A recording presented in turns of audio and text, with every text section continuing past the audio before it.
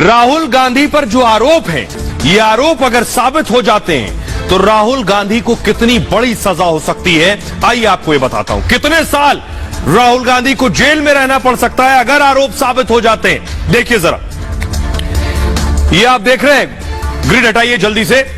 ED के घेरे में राहुल है। राहुल ने 2011-12 में अपनी जो आय है वो 68 लाख रुपए दिखाई थी 2011-12 में। उसके बाद देखिए, आयकर के मुताबिक राहुल की आय 154 करोड़ रुपए थी। सुब्रमण्यम स्वामी ने 55 करोड़ की गड़बड़ी का आरोप लगाया है। अगर राहुल पर दोष साबित होते हैं तो कानून के मुताबिक कम से कम 3 साल की सजा होगी। सजा 7 से 10 साल तक बढ़ाई भी जा सकती है और संपत्ति जब्त करने की कार्रवाई भी राहुल के खिलाफ हो सकती है। सश्रम कारावास और जुर्माना भी हो सकता है राहुल गांधी को। 3 साल से ज्यादा सजा तो फिर राहुल गांधी चुनाव भी नहीं लड़ पाएंगे। दूसरी बड़ी परेशानी ये होगी, सजा को लेकर सुब्रमण्यम स्वामी ये दावा कर रहे हैं कि मनी लॉन्ड्रिंग में बहुत सख्त सजा है और राहुल गांधी को थोड़ी बहुत नहीं, उनका तो यहां तक कहना है स्वामी का कि 22 से 25 साल तक सजा हो सकती है राहुल के अगर दोष साबित हो गए तो। आइए अब जरा सुनवाता हूं मैं कि सुब्रमण्यम स्वामी क्या कह रहे हैं। सुब्रमण्यम स्वामी ने ही ये केस राहुल गांधी और सोनिया गांधी के खिलाफ किया था। अब जरा उन्हीं को सुनिए। कोई रास्ता नहीं है, इनको जरूर सजा होगी और सख्त सजा होगी, क्योंकि जो एनफोर्समेंट डायरेक्टरेट की जो मनी लॉन्ड्रिंग का होता है उसमें सजा बहुत सख्त। उनको 7 साल जेल मिलेगा। और उसके सोनिया गांधी को भी सर, दोनों को, वो तो दोनों डायरेक्टर है ना, दोनों की दस्तखत है इसमें। तो वो सारे, अब मोतीलाल और बोरा और ऑस्कर फर्नांडिस को नहीं दे सकते, वो तो स्वर्गवास चले गए। तो ये दोनों 100% शेयर्स रखे हुए हैं इस कंपनी की, यंग इंडियन की, तो इन दोनों को सजा होगी। और आइए आपको बताता हूं, राहुल गांधी को ईडी के दफ्तर बुलाया जा रहा है तो बहुत से सियासतदान परेशान हैं। अखिलेश यादव ट्वीट कर रहे हैं, पी चिदम्बरम जो खुद ईडी के रडार पर हैं, उनका ट्वीट करना लाजमी हो जाता है। देखिए जरा वो क्या लिख रहे हैं। सबसे पहले अखिलेश यादव का ट्वीट देखिए आप जरा। अखिलेश यादव ने लिखा, ई का मतलब एग्जामिनेशन इन डेमोक्रेसी है, यानी ईडी का मतलब ई फॉर एग्जामिनेशन और इन डेमोक्रेसी डी। राजनीति में विपक्ष को यह परीक्षा पास करनी होती है।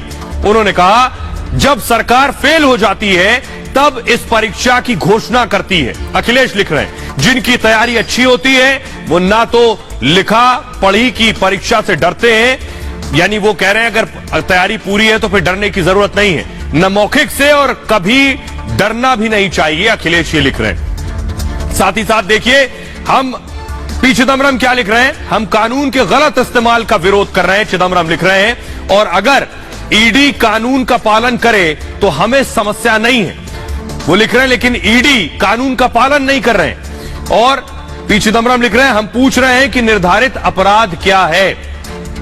आइए, लेकिन सवाल एक बड़ा बुनियादी है, राहुल गांधी ईडी के ऑफिस तो जा रहे हैं, लेकिन क्या राहुल गांधी ईडी के सामने जवाब नहीं दे पा रहे हैं? अमूमन आपने देखा होगा कई बार, कई बैठकों में, किसी प्रेस कॉन्फ्रेंस में, किसी इंटरव्यू में राहुल गांधी कई बार जवाब नहीं दे पाते।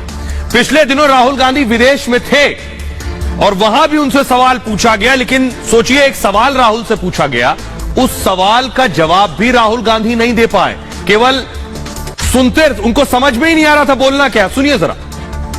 Question really is about actually a kind of Gandhian question about violence and how to live with it, and in your case it's also personal, and so could you sort of say a little bit on your own personal resilience on it, but also how you envision the compact between violence and non-violence in Indian society?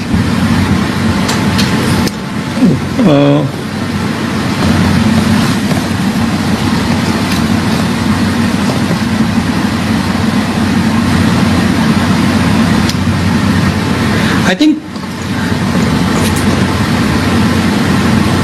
I mean, the word that comes to mind is forgiveness, right? It's not precisely the most accurate. It's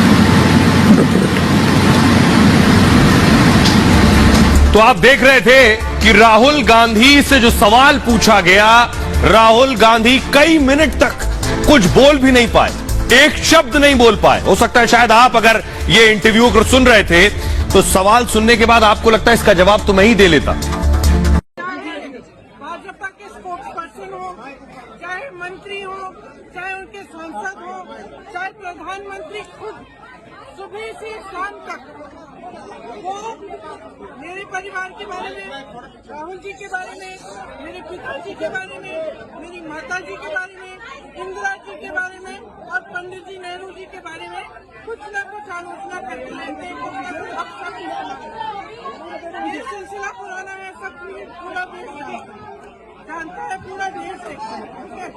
उनके खिलाफ किसी जज ने किसी 2 साल का sentence नहीं दिया, उनको डिस्क्वालीफाई नहीं किया। और मेरे भाई ने क्या किया, अडानी का मुद्दा उठाया। मेरे भाई ने अडानी का मुद्दा उठाया, सवाल पूछे संसद में, इसीलिए ये सब हुआ।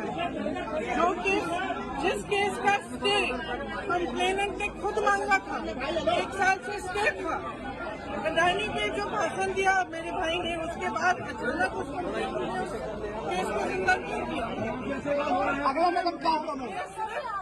ये सरकार अडानी के जवाब देना नहीं चाहती, डरती है इन सवालों से, इसीलिए ये पूरी प्लानिंग के तहत किया गया है ताकि राहुल जी संसद में कदम क्या होगा। मैम आपका मैंने